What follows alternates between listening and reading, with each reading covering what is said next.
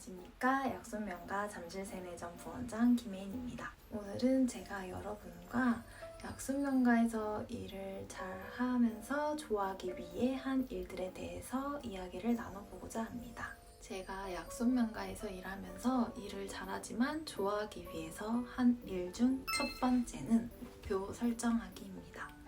목표를 설정하게 되면은 그 목표를 향해 나아가기 위해 열심히 생활하게 됩니다. 또한 지치거나 힘들 때 목표를 생각하면 그것이 동기부여가 되어 더 앞으로 나아갈 수 있었습니다. 계획을 세울 때 최종 목표, 연간 목표, 월간 목표 순으로 세우면 쉽게 작성할 수 있습니다. 저 같은 경우에는 직원들에게 존경받고 롤모델이 되면서 고객님께 효과와 아름다움으로 보답해 월 매출 1억 5천만 원 이상이 되는 샵에서 경영원장이 되는 것이 최종 목표입니다.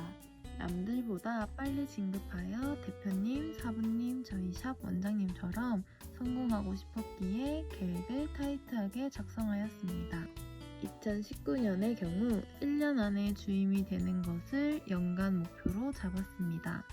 이것을 달성하기 위해 4월 안에 전임이 되는 것을 목표로 매달 통과해야 할 테크닉을 적어두었습니다. 이렇게 매달 해야 할 것들을 적어두고 계획적으로 테크닉을 공부하고 교육받은 후 통과한 덕분에 중간에 포기하지 않고 목표 기간 내에 전임이 되었습니다. 전임이 된 후로는 멈추지 않고 최종 목표를 위한 다음 목표를 설정하여 끊임없이 저를 칙칙질했습니다.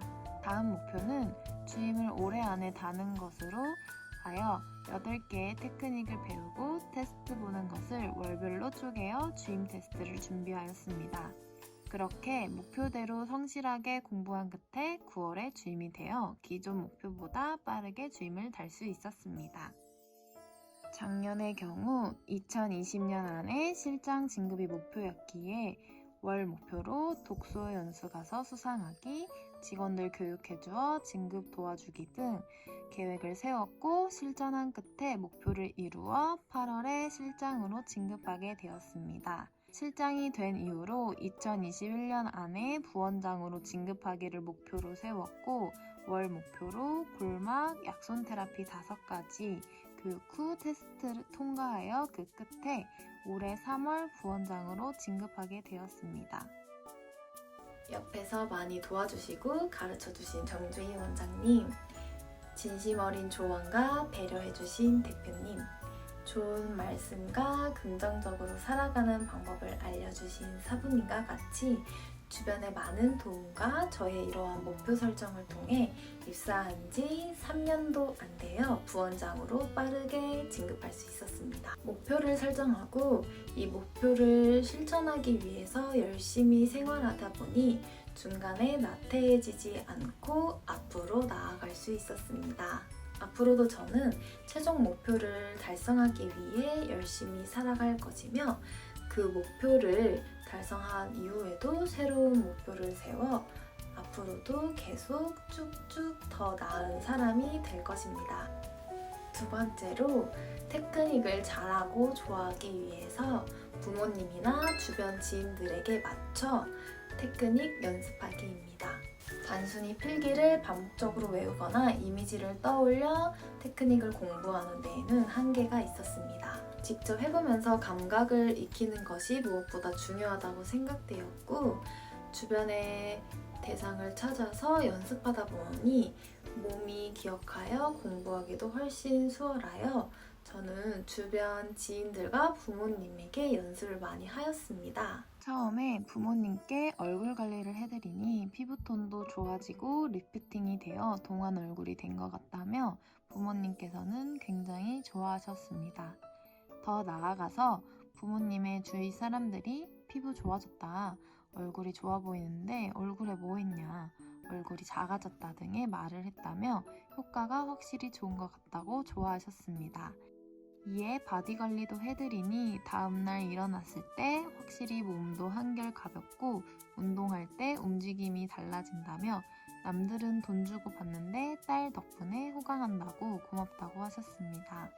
이처럼 가족들과 주변 지인들에게 연습을 하다 보니 손의 감각을 쉽게 익힐 수 있었고 시간 분배와 순서까지 고려하여 종합적인 연습을 할 수 있었고 이 방법이 그 어떠한 연습보다도 더 효과적인 연습이라고 생각하였습니다. 더 나아가서 가족과 지인들에게 연습을 하다 보니 정성을 다해 관리하는 것이 습관처럼 되었고 그 덕분에 실제로 고객님들께 관리할 때도 정성과 마음을 다해 관리하게 되었습니다. 또한 가족과 지인들이 저의 관리를 받고 좋아하는 모습을 보니 뿌듯함을 느꼈고 약손 명가에서 일하는 것이 자랑스럽고 더 좋아하게 되었습니다. 이처럼 지인이나 가족들에게 연습을 하며 테크닉 공부를 하다 보면 실력이 많이 늘 뿐 아니라 진정한 약손인으로서의 마음가짐도 다지게 되는 효과가 있다고 생각합니다.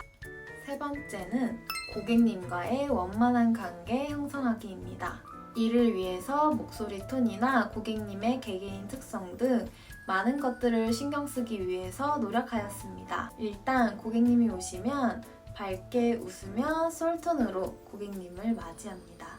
또한 고객님들의 성함과 얼굴을 기억하여 고객님이라고 부르기보다는 한 분 한 분 성함을 최대한 불려드리려고 노력하였습니다. 이러한 노력 덕분에 고객님께서는 자신을 좀 더 신경 쓰고 있는 느낌이 들어서 좋다고 직접 말씀해 주셨습니다. 또한 상담하거나 관리할 때 고객님의 근황이나 특별한 일정, 고민을 기억하여 최대한 맞춰서 관리해드렸고 따로 언급하지 않으셔도 제가 기억하여 제가 고객님을 신경 쓰고 있음을 느끼시게 노력하였습니다. 예를 들면 어떤 고객님께서 이번 주에 여행을 가신다고 하시면 다음 주에 재방문하셨을 때 여행은 잘 다녀오셨는지 어떠셨는지 여쭤보거나 네일이나 패디, 헤어스타일, 휴대폰 케이스 등 바뀐 것을 알아보고 이쁘다고 말씀드린 적이 있습니다. 그 결과 제가 다른 사람들보다 세밀한 부분까지 기억하고 신경 써서 관리해주는 것 같다며